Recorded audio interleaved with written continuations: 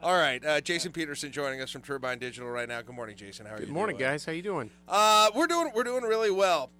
Lots of things to get to today. When it comes to tech, we bring Jason on when we're talking technology, gadgets, all sorts of things. One of the things I wanted to get to is it looks like Yahoo is going away from the old password system. I call it old, the password system that we are so used to for everything that we log into every day. How many passwords do we type a day? 15, 20, 10, maybe fewer? It's ridiculous.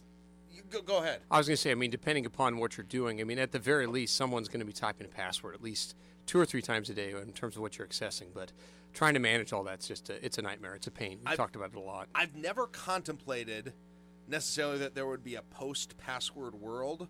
Although now my phone takes my thumbprint to log in instead of putting a PIN in, and so maybe I should have. But Yahoo is going to do something.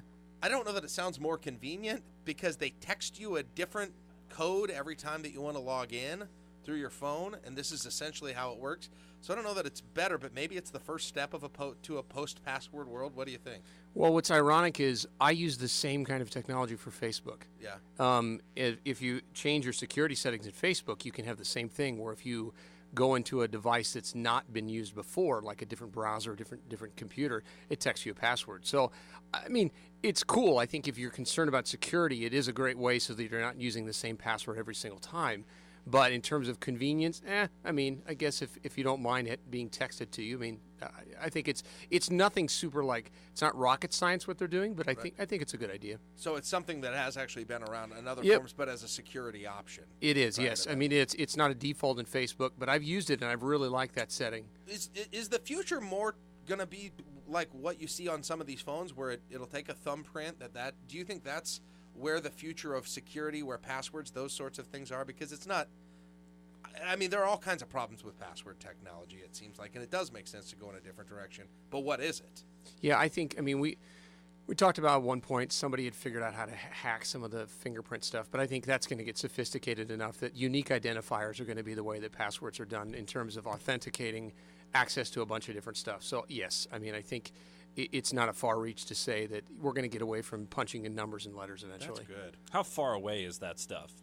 That's getting it sophisticated enough that it's secure enough and is even applicable on every phone out there, with being cost effective too. Well, I think the technology's been there for quite a while. It's just a matter of mass adoption. Obviously, Apple has kind of pushed that heavily with, their phones and the authentication there, and ultimately using it for Apple Pay.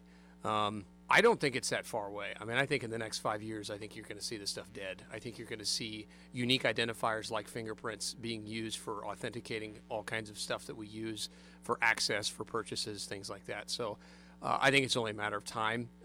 But I do think Apple's kind of started the ball rolling. And does that lead to fewer hacks, do you think, in the end? I think it's just going to be new things that we're not even thinking of. New security. I think breaches. the easy things, the low-hanging fruit that people hack you're going to see that diminish because, we did one article we found about I think just the pathetic passwords that most people use that were just so simple and so easy. Right. I think it's going to get rid of those, that people just are not educated about security, so that stuff's going to go away. But yeah, there's always going to be somebody that, you build a better mousetrap and somebody figures out how to get the best part about it is going to be the hassle on the consumer end of it and Sure. trying to remember, because we've got a website we have to go to for our benefits for work that every year I don't know my username or my password, and I always have to have them sent to me and reset. It seemed just like there'd be a better way to do it. Yeah. I never remember what it is. I do think so. You're going to have probably a fight for the standardization of who's going to be the one that authenticates all this stuff. So, yeah, it'll be interesting to see what happens. I want to talk about something that's really been making news in the tech world just in the last 2 weeks or so. And I downloaded an app called Meerkat for the first time last night because I had seen people talk about it. And I had no idea what it was. It had to do with video. This is an app that basically allows you to stream video from your phone, not only to their website, but also to a playable link that is automatically put on social media, particularly on Twitter. And this thing is getting a lot of buzz right now. I'm starting to get the feeling with just how big this thing has gotten, just a period of 7, 10, 14 days, that this is going to be one of the app stories, streaming video through social media, like live streaming. For instance, I should have actually done it with our talk right now today and shown people what we were talking about. this is going to be one of the app stories of 2015, I have a feeling, in the second half. I completely agree. I mean, I run a blog, a video blog where I post videos all the time, and obviously it's not real time, but I'm posting it to social media, and a lot of people do that with videos. So to me, the real time nature of being able to do that, I mean, there's hundreds of applications, both personal and professional, that can use that kind of technology. So I'm with you. I mean, video obviously has been the emerging sort of way of interacting and having people consume content. We've talked about that a lot. So I think this is just that next step. And I'm with you. I think this could be this is a big deal. I think this kind of technology, because it just gives that instantaneous ability to send this stuff. Now, of course, you get into stuff is it inappropriate that they're putting up there, all that kind of things. I mean, they'll have to fight through those kinds of things. I just think from a news media perspective, thinking like us, like if we went out, to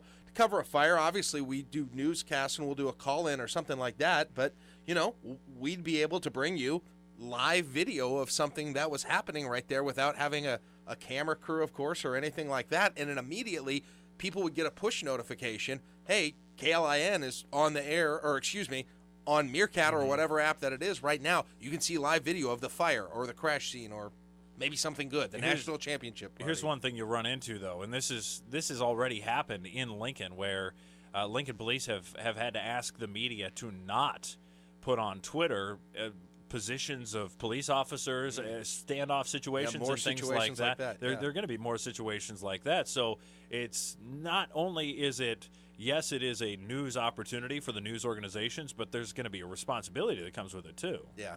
Now, one of the things, and this is a little bit on the inside baseball part of it, but evidently Meerkat, this app, was originally using Twitter's social grid, which meant that you logged on to it, you got the app, and you were automatically connected with all the people that you followed and that followed you on Twitter. So if they started broadcasting, you get a push notification. Twitter cut them off of that because they say, hey, we can make our own video thing like this, use our own social grid, and make a lot of money. So they've got their own thing in development, and that might overtake this one. It's called Periscope, I believe, but that's part of the whole thing as well. Yeah, to me, it's this affordability. I mean, it's like video and the usage of technology to shoot video is, it's gone down dramatically, obviously.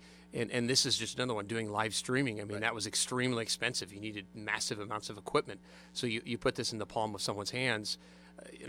Like you said, whether this is the standard or not, or it emerges, my guess is it's going to get acquired. I have someone's going to take it. Right. Who is that going to be? I think it's going to either be Facebook or Google or Twitter. I mean, one of those three, I think, is going to gobble it up. And it's not like there weren't live video sites where you could do that before. I mean, they've been around for 5 years. Yeah, sure. I think it's the ability to send that people get a notification that it's happening, that it's connected directly with social media. I think that's more what's new about this. I was trying to figure it out last night. What exactly is groundbreaking about this?